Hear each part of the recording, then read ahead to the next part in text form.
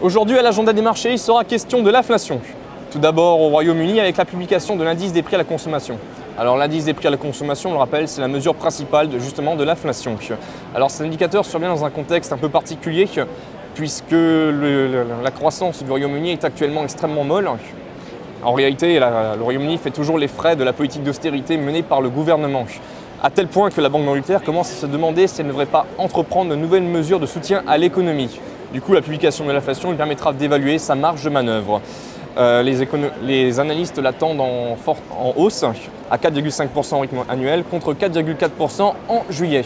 De l'inflation, il en sera également question en France avec également l'indice des prix à la consommation.